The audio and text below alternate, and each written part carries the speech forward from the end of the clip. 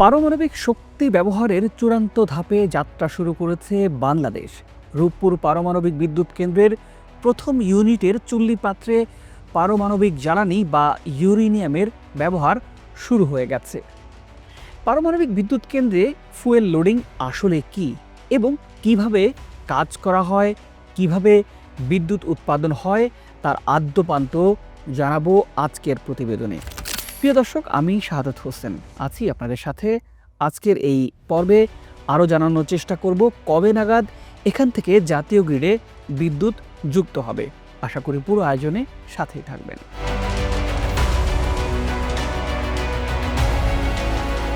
চুল্লি পাত্রে ইউরেনিয়াম জ্বালানি বসানো হলে সেটি থেকে তাপ তৈরি হয়। সেই তাপে পানি থেকে বাষ্প তৈরি হয়ে টারবাইন ঘুরবে আর সেখান থেকে বিদ্যুৎ উৎপাদন হবে। পাবনার রূপপুরে নির্মিত এই বিদ্যুৎ কেন্দ্রের প্রথম ইউনিটের চুল্লি পাত্রে এরই মধ্যে ফুয়েল লোডিংও শুরু হয়ে গেছে। এই লোডিং শেষ করতে সময় লাগবে কমপক্ষে 30 দিন। প্রিয় দর্শক, শুরুতেই জানাবো পারমাণবিক জ্বালানি আসলে কি। পারমাণবিক বিদ্যুৎ কেন্দ্রের জ্বালানি মূলত ইউরেনিয়াম থেকে তৈরি হয়। প্রথমে ইউরেনিয়াম অক্সাইড দিয়ে ছোট ট্যাবলেটের মতো জ্বালানির দানা বানানো হয়। এগুলো বেশ সাধারণত 8 থেকে 15 মিলিমিটার এবং দৈর্ঘ্য 10 থেকে 15 মিলিমিটার। এমন অনেক জ্বালানির দানা প্রায় 4 মিটার দীর্ঘ ধাতব নলের ভেতরে সাজিয়ে তৈরি হয় একটা জ্বালানি রড। আবার নির্দিষ্ট কাঠামোতে অনেকগুলো রড একসঙ্গে যুক্ত করলে তৈরি হয় জ্বালানি বান্ডিল বা ফুয়েল অ্যাসেম্বলি। রূপপুরে ব্যবহৃত প্রতিটি বান্ডিলে 312টি জ্বালানি রড আছে। বিদ্যুৎ উৎপাদনের জন্য এই জ্বালানি বান্ডিল চুল্লির কেন্দ্রে বসানো হবে। রূপপুরের প্রথম ইউনিটে একসঙ্গে 163টি বান্ডিল ব্যবহারের কথা। 2023 সালে অতিরিক্ত একটি সহ মোট 164টি বান্ডিল দেশে আনা হয়।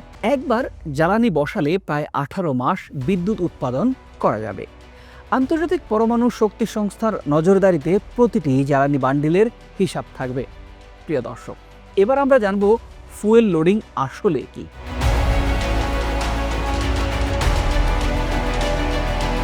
আন্তর্জাতিক পরমাণু শক্তি সংস্থার ভাষায় একটি নতুন রিঅ্যাক্টরের কোরে প্রথমবারের মতো পারমাণবিক জ্বালানি স্থাপনের প্রক্রিয়াই হলো ফুয়েল লোডিং।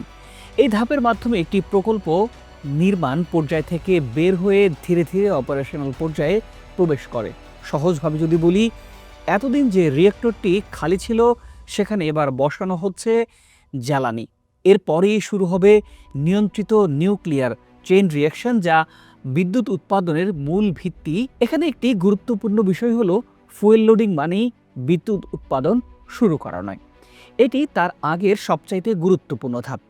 এবার আসি কি ধরনের জ্বালানি ব্যবহার করা হবে এই পারমাণবিক বিদ্যুৎ কেন্দ্রে। রূপপুরে ব্যবহার করা হচ্ছে low enrich uranium dioxide UO2 pellet, যেখানে ইউরেনিয়াম 235 এর পরিমাণ প্রায় 2.4% থেকে 4.95%। এই ছোট ছোট পলেটগুলো জিরকোনিয়াম অ্যালয়ের তৈরি লম্বা টিউবের ভেতরে রাখা হয়, যাকে বলা হয় ফুয়েল রড।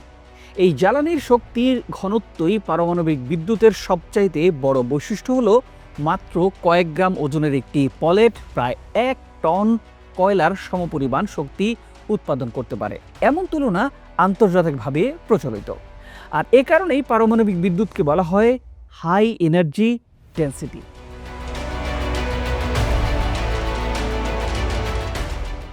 যাতে অল্প জ্বালানিতে দীর্ঘ সময় ধরে বিদ্যুৎ উৎপাদন সম্ভব।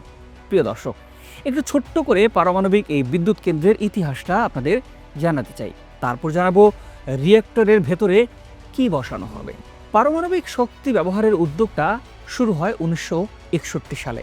রূপপুরে জমি অধিগ্রহণের কয়েক বছরের পর এই প্রকল্পটি বাতিল করে দেয় তৎকালীন পাকিস্তান সরকার। স্বাধীন দেশে এটি নিয়ে আবার উদ্যোগ নেওয়া হয়। 1995 সালে জাতীয় জ্বালানি নীতিতে পারমাণবিক শক্তিকে একটি সম্ভাবনাময় বিকল্প জ্বালানি হিসেবে অন্তর্ভুক্ত করা হয়। 2011 সালে বাংলাদেশ সরকার ও রুশ ফেডারেশন সরকারের মধ্যে একটি আন্তঃরাষ্ট্রীয় সহযোগিতা চুক্তি স্বাক্ষর করা হয়।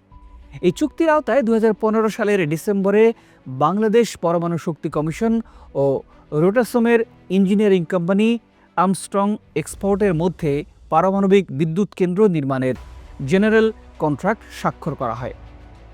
দীর্ঘ সময় ধরে নির্মাণ শেষে অবশেষে শুরু হলো এই প্রকল্পের। এর মধ্য দিয়ে পারমাণবিক শক্তি ব্যবহারকারী দেশের তালিকায় বিশ্বের ৩৩তম দেশ হল বাংলাদেশ।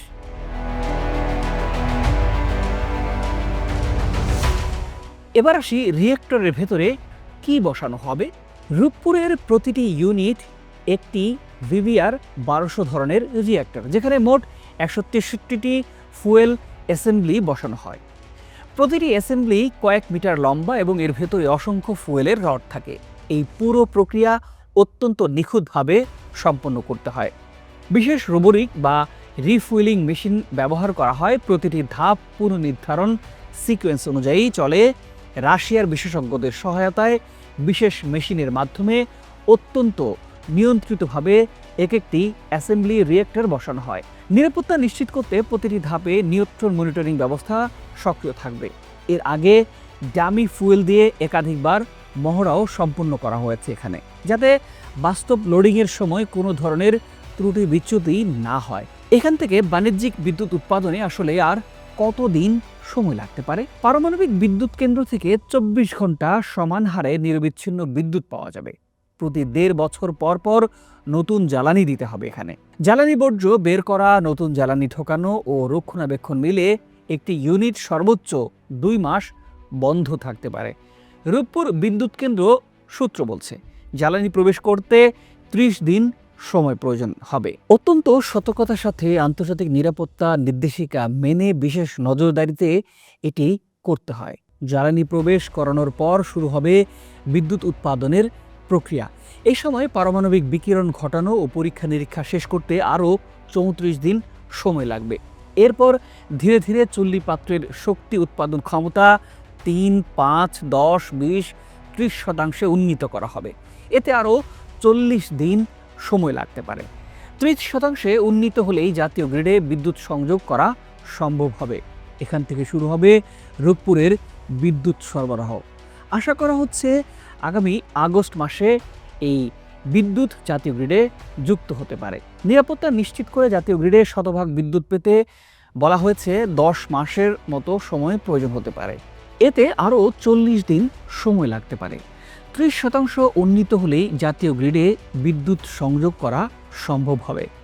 এখান থেকে শুরু হবে রূপপুরের বিদ্যুৎ সরবরাহ। নিরাপত্তা নিশ্চিত করে জাতীয় গ্রিডে শতভাগ বিদ্যুৎ পেতে প্রায় 10 মাস সময়ের প্রয়োজন হবে। প্রাথমিকভাবে আগামী আগস্টে জাতীয় গ্রিডে বিদ্যুৎ পাওয়ার সম্ভাবনা আছে। প্রিয় দর্শক, এই বিষয়টি নিয়ে আপনি কি ভাবছেন? নিশ্চয়ই মন্তব্য করে জানাতে পারেন। প্রতিবেদনটি ভালো লাগলে লাইক ও শেয়ার করে দিতে পারেন। আর আন্তরিক অনুরোধ, চ্যানেলটি সাবস্ক্রাইব করে আমাদের পাশে থাকার।